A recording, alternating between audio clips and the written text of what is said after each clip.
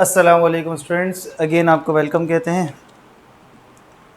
Okay, ये आप लोगों को याद होगा कि हम लोगों ने कूलम्स लॉ पढ़ा हुआ है, F इज इक्वल्स टू के Q1 Q2 over are squared. और जब हम लोग इलेक्ट्रिक फील्ड की तरफ जा रहे थे तो इलेक्ट्रिक फील्ड के लिए हम लोगों ने क्या किया था कि हम लोगों ने कहा था कि एक सोर्स चार्ज है, एक टेस्ट चार्ज है, उसका नाम रख लिया Q0। उनके बिटवीन डिस्टेंस r है और उसके हिसाब से हम लोग बात कर रहे थे कि फोर्स लग रही होगी। तो electric field is a force per unit charge, आपको याद होगा। इसको जब यहां पर डिवाइड करते हैं तो this will be F upon Q0 के Q ओवर आर स्क्वायर। तो force per unit charge is called electric field.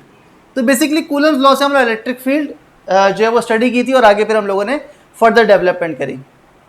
आज हम लोग ये देखेंगे गॉस लॉ की हेल्प से भी हम लोग डायरेक्ट गॉस लॉ की हेल्प से कूलम्स लॉ की तरफ जा सकते हैं। गॉस लॉ से हम लोग कूलम्स लॉ ड्राइव कर सकते हैं, ये हम लोग देखेंगे।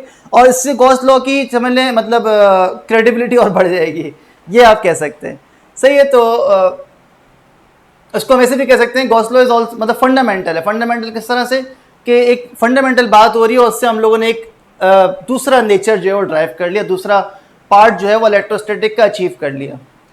ओके, सपोज करें एक स्फीयर है और इसको हम लोग कह लेंगे गॉसियन सरफेस है। गॉसियन सरफेस मतलब इसको इस तरह कंसीडर करें कि एक चार्ज है, पॉजिटिव चार्ज रखा हुआ है, उसके अराउंड एक स्फीयर हम लोगों ने सपोज कर लिया जिसने इस चार्ज को इनक्लोज कर दिया। जब एक सरफेस हम सपोज करते हैं एक चार्ज के अराउंड जो चार्ज को इनक्लोज कर ले, उस सरफेस को हम लोग क्या कहते हैं? गॉसियन सरफेस कहते हैं। That is an imaginary surface. तो this Gaussian surface enclosing this charge, let's say इसका मैग्नीट्यूड है कैपिटल Q। सही है।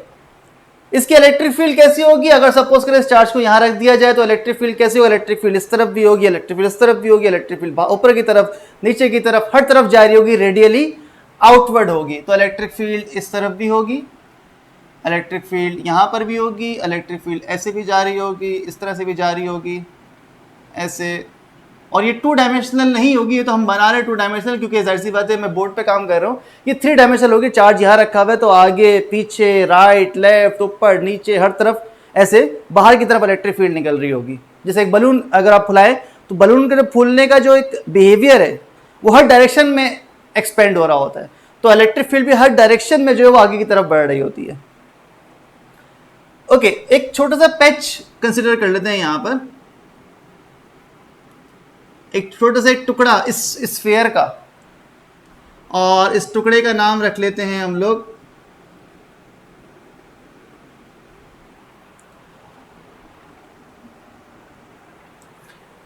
ये बहुत बड़ा टुकड़ा कर लिया मैंने, इसको और छोटा कर लेते हैं। सही है। अभी भी ये बड़ा बना है, सिर्फ समझाने के लिए आपको, वरना ये इतना छोटा है जिसको हम लोग कहते हैं एक टुकड़ा हम लोगों ने कंसिडर कर लिया DA। सही है। अगर आप इस DA को देखें, ये स्फीयर है, स्फीयर की डायरेक्शन, इस एरिया की डायरेक्शन कैसे निकल रही होगी? बाहर की तरफ। देखें आप, स्फीयर का ये वाला पार्ट, एरिया की डायरेक्शन ऐसे होगी, यहाँ पर डायरेक्शन ऐसे होगी, यहाँ पर डायरेक्शन ऐसे, एरिया की डायरेक्शन हर जगह क्या हो रही होगी? चेंज हो रही होगी। और क्योंकि एक स्फीयर है, एक बॉल की फॉर्म में है, तो वहां पर क्या हो रहा होगा? एरिया की, अगर ये स्फीयर है तो एरिया की डायरेक्शन यहाँ पर ऐसे आ रही होगी। अगर ये बॉल ऐसे कर्व है, मैं रख के दिखाता हूँ। अगर सपोज करें ये ऐसे कर्व है तो मैंने ये टुकड़ा काटा है, जब ये टुकड़ा काटेंगे तो एरिया की डायरेक्शन कैसी होगी? ऐसे परपेंडिकुलर बाहर की तरफ निकल रही होगी। सही है। तो आई होप ये वाली बात क्लियर हो रही होगी। तो ये एरिया की डायरेक्शन है, मैं इसको ऐसे बना रहा हूँ अपनी आसानी के लिए। ये एरिया की डायरेक्शन है DA और ये इलेक्ट्रिक फील्ड की डायरेक्शन है। ओके, यहां से हम लोग क्या करेंगे? एक छोटे से पार्ट का फ्लक्स निकालेंगे और उसको पूरे पे क्या कर देंगे? इंटीग्रेट कर देंगे। अगर आप देखें यहां पर इस छोटे से एरिया को, अगर आप देखें इन दोनों में इलेक्ट्रिक फील्ड और DA में एंगल कितना बन रहा है? जी सर, एंगल बन रहा है कितना? Theta is equal to 0 degree. और 0 डिग्री के बारे में आपको याद होगा cos 0 किसके बराबर होता है, फ्लक्स कैसा होगा, सारी बातें याद आ रही होंगी। अगर आप इलेक्ट्रिक फील्ड का ये एक पैच यहां पर तोड़ के देखें, अब ये कर्व ऐसे यहां पर इस तरफ है, तो यहां पर क्या होगा? ये भी बाहर की तरफ निकल रहा होगा।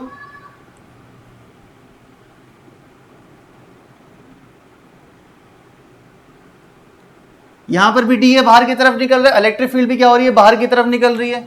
इस पॉइंट पे देखें, यहां भी डी है, बाहर की तरफ निकल रहा है, इलेक्ट्रिक फील्ड भी बाहर की तरफ निकल रही है, सही है ना।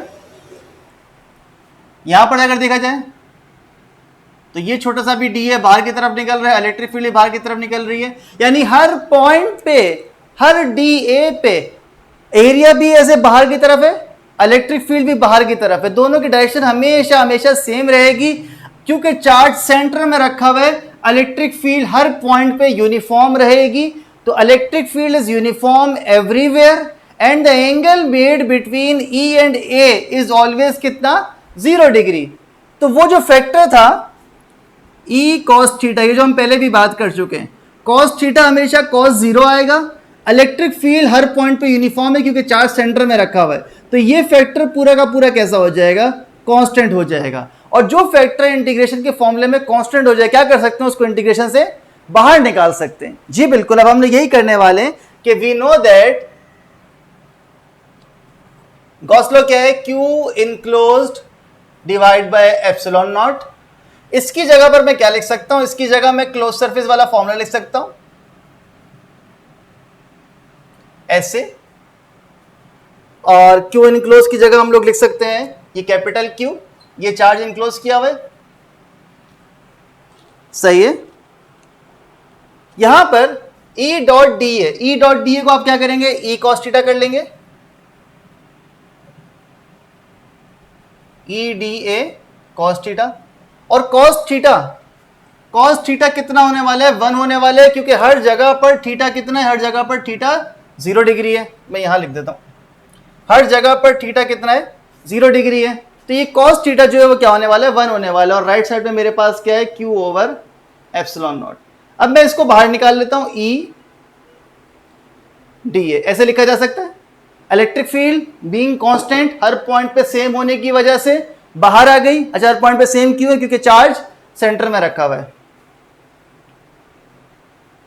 ओके, अब वही वाली बात कि ये एरिया कैसे निकालेंगे, ये एरिया कैसे आएगा, मुझे बताइए। सरफेस कैसा है सर, सरफेस स्फेयर है, सही है। इस स्फेयर का रेडियस मान लेते हैं, रेडियस यहां पर मेरे पास आ रहा है, लेट से ऐसे ही सपोज कर लिया, रेडियस r है, आपकी मर्जी, आप कोई भी रेडियस सपोज कर सकते हैं, r रेडियस है।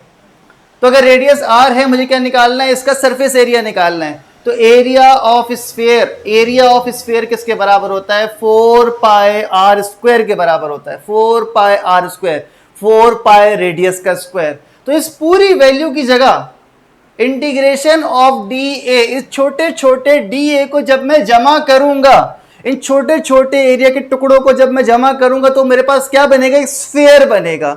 उस स्फेयर का टोटल एरिया किसके बराबर हो जाएगा, 4 पाई r स्क्वायर के बराबर हो जाएगा। सो वी में right here E times 4 pi r square. अरे भाई देखिए ना, अगर ये सिलेंडर होता, छोटे छोटे टुकड़े सिलेंडर के होते, तो अब उनको मिलाएंगे तो क्या बनेगा, सिलेंडर ही बनेगा ना। ये ऐसे ही सपोज करें आपने एक फुटबॉल ली, और फुटबॉल के पैच होते हैं, छोटे छोटे पैच, जैसे आपने देखा होंगे, वो उसको सिया हुआ होता है ना, ऐसे करके पैच होते हैं, इससे दूसरा पैच लगा हुआ होता है, फिर तीसरा चौथा, इस तरह पैच बनाए हुए होते हैं। ये हम लोग ऐसे कर रहे हैं। यहाँ पर अब लोगों ने क्या करा, वो टुकड़ा तोड़ा था, ये तो बहुत छोटा टुकड़ा है, लेकिन अगर पैच की लैंग्वेज में बात करें, पैच को हम लोग डेल्टा ए कह सकते हैं, सही है ना। डी है बहुत छोटा एरिया है। आपने एक पैच निकाला, दूसरा पैच निकाला, तीसरा पैच निकाला, सब निकाल देगा और आपने ढेर लगा दिया। उन सब का क्या कर दिया आपने, अब क्या करना है, सम करना है। सम करने का मतलब क्या है, पहले एक पैच उठाया, उसके साथ दूसरा लगाया, फिर तीसरा लगाया, फिर चौथा, पांचवा, छठा, इस तरह मैंने सारे के सारे का क्या करा, सम करा। जब आप सम करेंगे सबका, तो आखिर में बनेगा क्या सर, स्फेयर बनेगा। ये क्या लिखा हुआ है, एरिया, छोटे छोटे एरिया मिलाए तो टोटल एरिया किसका बनेगा सर, स्फेयर का एरिया बनेगा। तो स्फेयर का एरिया होता कितना है जी, आप अपनी मैथमेटिक्स की बुक्स में देख सकते हैं, गूगल कर सकते हैं कि एरिया का फॉर्मूला क्या होता है, एरिया ऑफ स्फेयर कितना होता है, 4 पाई रेडियस स्क्वायर। तो मैंने क्या कहा, जब मैंने टोटल एरिया देखा स्फेयर बन रहा है, तो ये क्या आ जाएगा, 4 पाई radius square Q over epsilon not. तो यहां पर ई की वैल्यू निकाल सकते हैं आप, E is equal to Q upon 4 pi epsilon naught R square. ये आ गया मेरे पास। वैसे एप्सिलॉन नॉट अलग से लिखते ज़्यादा अच्छा लगता, लेकिन ये भी चलेगा। ये आ गया मेरे पास इलेक्ट्रिक फील्ड का formula, electric field of a point charge at distance r। और अगर आप गौर करें तो ये वही फॉर्मूला है, इसको आप ऐसे भी लिख सकते हैं, k किसके बराबर होता है, k बराबर होता है 1/4 पाई एप्सिलॉन नॉट के। तो इसकी जगह आप लिख सकते हैं E is equal to, k की जगह मैंने पुट करा 4 पाई एप्सिलॉन नॉट r। तो ये वही फॉर्मूला आ गया, मतलब कह सकते हैं कि हम लोग गॉस लॉ की हेल्प से कूलम्स लॉ ड्राइव कर दिया, या कूलम्स लॉ ड्राइव कर सकते हैं। गॉस लॉ की हेल्प से हम कूलम्स लॉ तक अप्रोच हासिल कर सकते हैं। तो आई होप यहाँ तक क्लियर होगा। मैं ज़रा हट के एक बार दिखाया था कि देख लें, इसमें कोई कन्फ्यूजन हो इसको पॉज करके आप चाहें तो इसको नोट कर लें, और इसमें कन्फ्यूजन हो तो कमेंट सेक्शन में डिस्कस कर लें। नेक्स्ट टाइम इसकी एप्लीकेशन करेंगे, गॉस लॉ की एप्लीकेशन। हम लोग electric field different charge distribution, यानी कि डिफरेंट तरह की सरफेसेस होंगी, उस पर चार्ज डिस्ट्रीब्यूट हुआ होगा, और उस डिस्ट्रीब्यूशन से हम लोग क्या फाइंड करेंगे, इलेक्ट्रिक फील्ड फाइंड किया करेंगे। सही है, लेकिन with the help of Gauss law. ये काम हम लोग इलेक्ट्रिक फील्ड वाले चैप्टर के अंदर भी कर चुके हैं। दैट वाज वे डिफिकल्ट, बहुत डिफिकल्ट था, बहुत मुश्किल था। वहाँ इलेक्ट्रिक फील्ड कंपोनेंट्स वगैरह निकालने पड़ते थे। आप देखेंगे गॉस लॉ से ये काम बहुत आसान हो जाएगा। और आपने करना कि आपका होमवर्क क्या है, जब हम लोग एप्लीकेशन कर लेंगे, आपने उस एप्लीकेशन को इलेक्ट्रिक फील्ड से भी करना है, फिर उसी एप्लीकेशन को आपने गॉस लॉ से भी करना है। और आप डिफरेंस तब आपको समझ में आएगा, अच्छा वो इसलिए मुश्किल है और वो इसलिए आसान है। दोनों अच्छे तरीके, दोनों बड़े प्यारे तरीके हैं, लेकिन मुश्किल भी सीखना है आपने, आसान भी सीखना है। तो इंशाल्लाह अगले जो है वो टॉपिक में लर्निंग होगी। सही है, तब तक के लिए अपना ख्याल रखिएगा, बल्कि हमेशा के लिए अपना ख्याल रखिएगा। सही है, अल्लाह हाफिज़।